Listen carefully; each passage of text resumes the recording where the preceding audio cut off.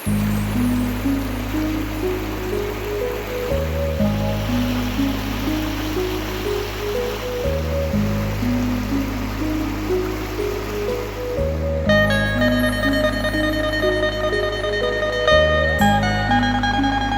ประมาณ22กิโลฮอดแดนวิไลก็คือ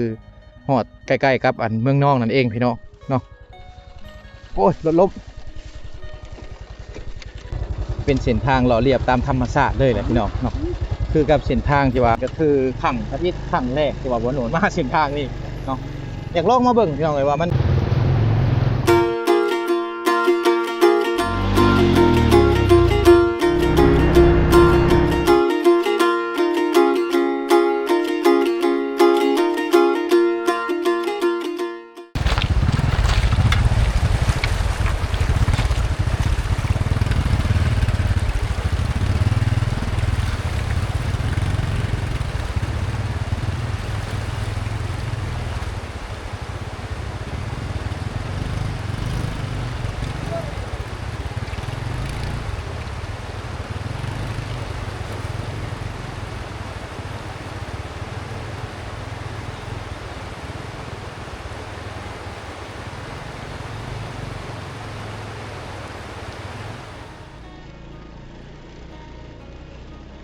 กราบทักทายสบายดีสวัสดีพ่อแม่พี่น้องเมื่อสุขุสุคนคือเก่ายินดีต้อนรับทุกคนเข้าสู่ช่องบ่าวโหนดพาเลาะพี่น้องอีพีนี้บ่าวโหนดจะพาพ่อแม่พี่น้องเดินทางไปที่เมืองนองแต่เส้นทางเส้นนี้เป็นเส้นทางใหม่ๆสำหรับการเดินทางของพวกเราเป็นเส้นทางลัดแต่เมืองสมวยแขวงสารวันไปหาแดนวิไลเมืองนองแขวงสวรรณเขตพี่น้องเส้นทางเส้นนี้เป็นเส้นทางลัดสำหรับคนในเขตเมืองสมวยที่จะเดินทางไปเมืองนองแขวงสวรรณเขตระยะทางแต่เมืองสมวยแขวงสารวันไปหาเมืองนองแขวงสวรรณเขตประมาณ35กิโลเมตรเป็นเส้นทางที่ว่าเลาะเลียบตามตะเข็บชายแดนลาวเวียดนามเมื่อก่อนเส้นทางเส้นนี้เป็นเส้นทางที่เพิ่นใช้ขนอาวุธยุทโธปกรณ์สำหรับการเฮ็ดสงครามบ่โหนดกับบ่ฮู้คือกันว่าสภาพถนนหนทางจะเป็นแนวใดเดี๋ยวติดตามนะครับชมไปนำกันเด้อพี่น้องผู้โดยนี่เป็นผู้ที่ว่าอยู่ติดกับบ้านตาลอยพี่น้องเนาะ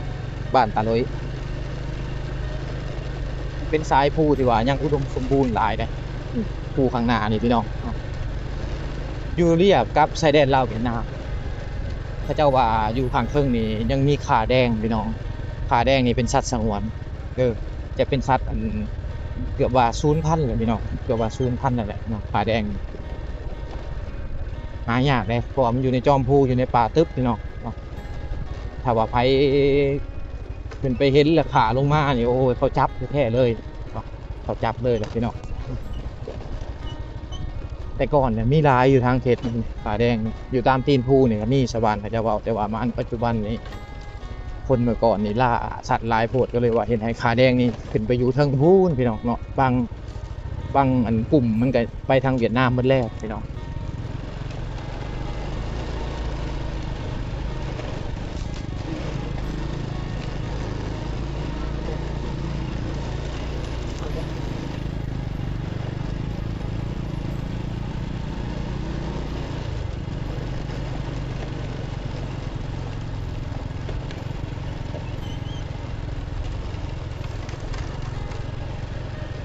ตามบริเวณเขตนี่จะเป็น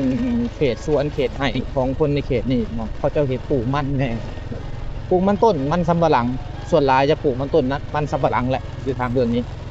ติดกับแม่น้ำเลยว่ามันจะเป็นป่าหญ้าสูงไงเฮาแนมบริเวณเฮาสวนเพิ่นจะอยู่ลุ่มๆริมแม่น้ำพี่น้องทางลุ่มจะเป็นแม่น้ำเซโปนนะลุ่มลงไป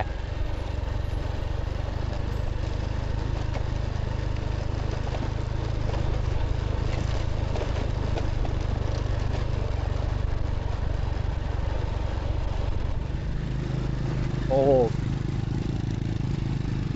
เส้นทางเข้ามานี่ก็บ่ง่ายเลยพี่น้องเส้นทางนี่มันสุดแต่เขตเมืองเมืองสมวยเลยพี่น้องเลยเนาะเมืองสมวยแขวงสารวันแต่ว่าจะข้ามมาแขวงสวรรณเขตนี่ต้องเป็นเส้นทางแบบซี่ได้ ถ้าเฮามาช่วงฝนนี่แม่นไปบ่ได้เลยครับโอ้โหดกว่านั่นอีกเส้นทางไปเอาว่องเนาะอ่ะจังได๋ก็วิดป่าตึ้งแล้วคลองแล้วตกคลองแล้วตกคลองแล้วไป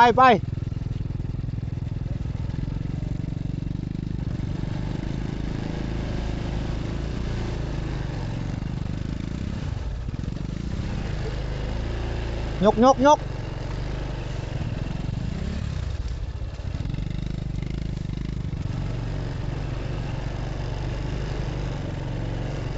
ไปอันนี้ก็คือขังพระอาทิตย์ขังแรกที่ว่าบ่หนุนมาเส้นทางนี่เนาะอยากลองมาเบิ่งพี่น้องเลยว่ามันดีส่ำใดนะทำไปได้บ่ถ้าว่ามันบ่โอเคก็สิน่าเฮาก็บ่มาเนาะคือประสบการณ์ในการเดินทางแต่ละครั้งผ่านอุ๊ย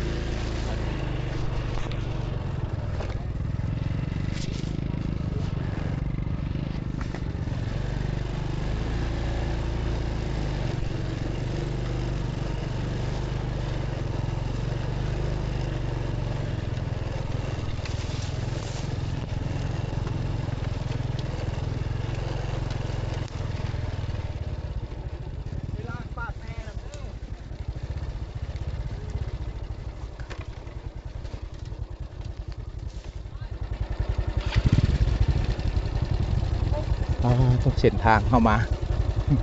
เป็นเส้นทางหล่อเรียบตามธรรมชาติเลยแหละพี่น้องเนาะคือกับเส้นทางที่ว่าเข้าไปเอาว่องเลยนะ โตก็ยังมีห้อยตีรถจักรไปอยู่ไหนเนาะเขาไปไห้ไปสวนเขาโอ้ถ้าว่ามาผู้เดียวนี่มีห้องไห้แน่นอนเลยพี่น้อง อันนี้เขามา3 คนใครจะมาต้องกัน3 คนเนาะ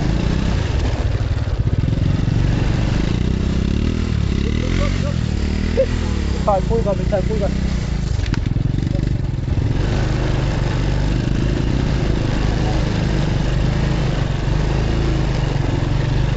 โอ้ว้าวทางปักโขดเลย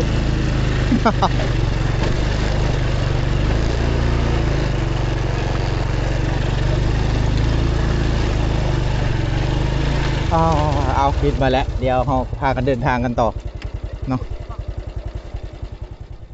คือเห็นพี่น้องเลยเส้นทางเดินทางวางนี่เป็นเส้นทางที่ว่าบ่แนะนำถ้าว่าไผสิลัดมาเมืองสมุยออกมาทางแดนวิไลเนาะบ่ให้แนะนำมาทางนี้เด้อพี่น้องมันเป็นเส้นทางที่ว่ายากนะยาก100%เลยแหละ ถ้าพี่เท่าขามมามันก็สิเป็นเส้นทางแดงใหญ่อยู่เวลาที่เฮาสิเข้ามาอันเขตชายแดนพี่น้องทางมันเริ่มยากเพราะว่าที่ทางนี่มันจะเป็นสวนเป็นไร่ของประชาชนในเขตนี้เลยหมดเลยนะเป็นสวนเป็นไร่เขาก็มีคนเดินทางอยู่พี่น้องมีคนเดินทางไปมาอยู่เนาะเพราะว่าบ่าวโนดก็เคยเห็นคนเมืองนองมาเอา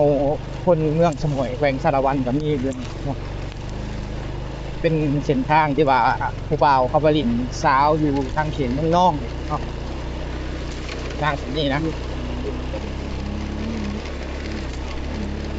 โอ้โหธรรมดานะเส้นทางเป็นเส้นทาง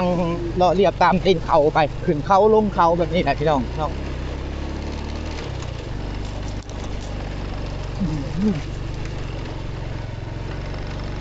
วิบากถ้าว่าไผถนัดก็สามารถมาได้แต่ว่าถ้าว่าไผบ่ถนัดก็ได้นำมารถเวฟเลยมาลิ้นมาเที่ยวเอาเด้เพิ่นก็มีหลักเขตแดนต่างหากได้อยู่นี่อันนี้ก็คือสิเข้าไปสิเข้าไปแดนวิไลอีกประมาณ22กิโลฮอดแดนวิไลก็คือฮอดใกล้ๆกับอันเมืองนองนั่นเองพี่น้องเนาะโอ้ยรถล้ม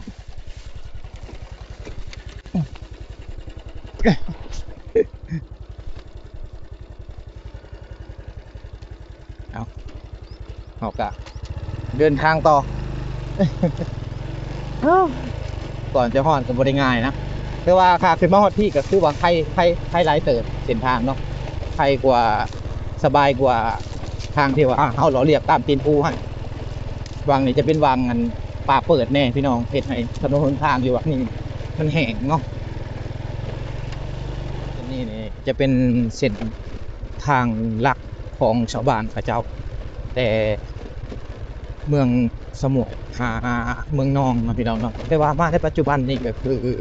ชาวบ้านเขาเจ้าบ่ได้เที่ยวนะก็เลยว่าเฮ็ดให้ทางมันเป็นป่าหกให้บอกเฮ้ยเป็นทางจบเจือให้ได้พี่น้องเอ้ยเนาะเป็นทางหล่อเรียบตามชายแดนเป็นทางเส้นนี้เมื่อก่อนเส้นทางเส้นนี้นี่เป็นเส้นทางที่ว่าชาวบ้านเขาใช้ปกติพี่น้องเนาะผู้คนที่อยู่ทางเมืองสมุยหรือว่าเมืองนองแขวงสะวรรณเขตจะไปลิ้นไปเที่ยวทางเมืองนองก็ใช้เส้นทางนี้เนาะคนเมืองสมุย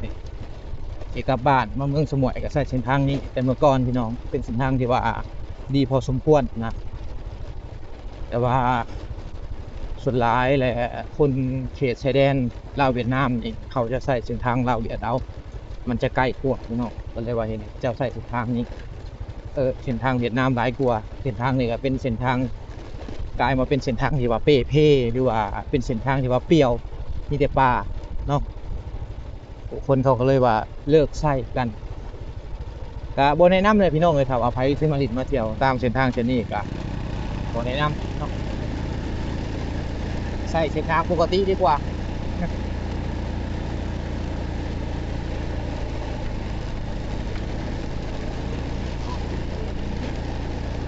บ้านตาดตึกอ่ะถึงไปนี่ก็สิเป็นบ้านตาดตึกเนาะเลยประมาณที่ประมาณ3-4กิโลนะเป็นบ้านตาดตึก